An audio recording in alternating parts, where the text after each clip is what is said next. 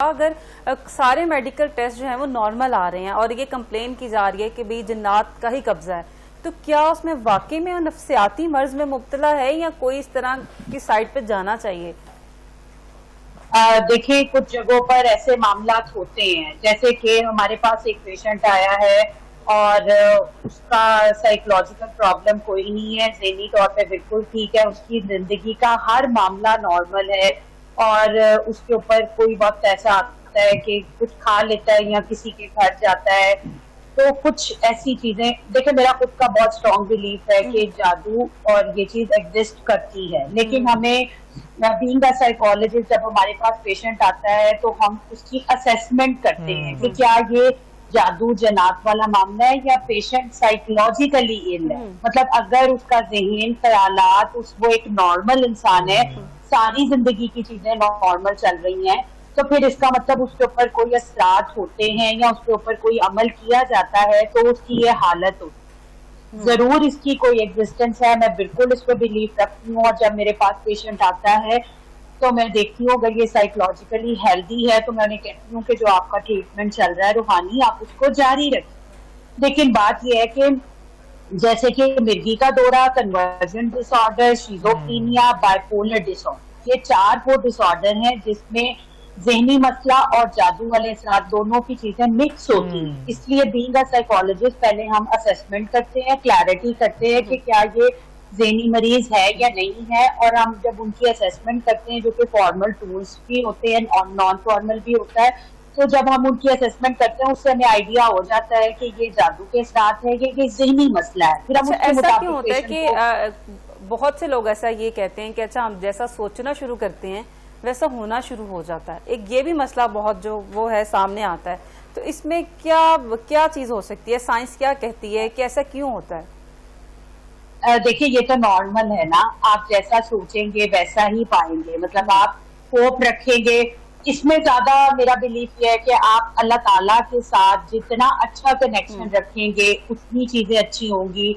जैसे ही आप अल्लाह ताला से हटते हैं, आप अपने मामला लोगों से सॉल्व करने शुरू करवाते हैं या खुद करने लगते हैं, अपने कंट्रोल में जबरदस्ती चीजें लेते हैं, तो वहां से मामला खराब होते हैं। ये कहाँ से हो रहा होता है? हमारे दिमाग से। मतलब अब मेरा पेशेंट भी जो है वो खौफजदा रहना शुरू हो जाते हैं, वो भी उनको भी ये फील होना शुरू होता है कि मेरे साथ कुछ चीज मूव हो रही है, कुछ चल रहा है, मुझे कुछ हो जाएगा। ये कंडीशन कौन सी होती है?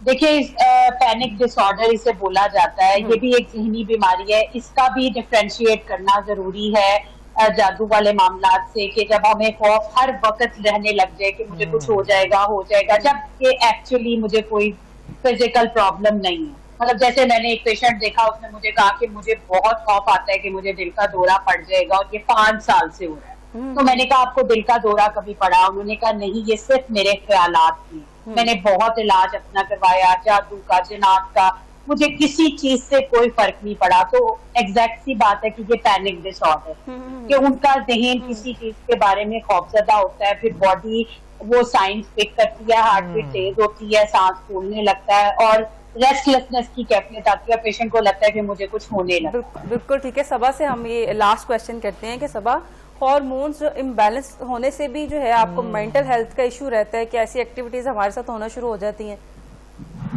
Very important, very important. औरतों में बहुत कॉमन है, उनके हार्मोनल प्रॉब्लम्स आते हैं और उनको सुसाइडल थॉट्स आने शुरू हो जाते हैं।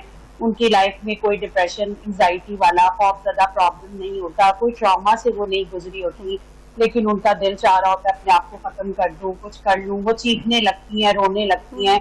एग्जैक्टली हार्मोनल इश्यूज की वजह से आपको साइकोलॉजिकल प्रॉब्लम आ सकते हैं और उसमें आप सफर कर सकते हैं, क्योंकि हमारे हार्मोन का हमारे जो मेंटल हेल्थ वाले हार्मोन है उससे बहुत ताल्लुक है।